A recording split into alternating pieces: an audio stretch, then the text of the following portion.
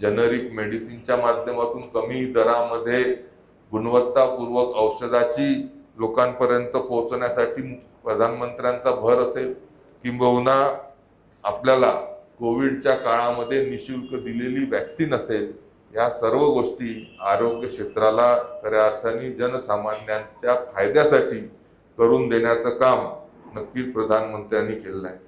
आपण सर्व पाहतोय की येणाऱ्या पुढच्या काळामध्ये जनगणनेचा जो विषय होता त्याच्यामध्ये ओबीसीची देखील जनगणना होणार आहे।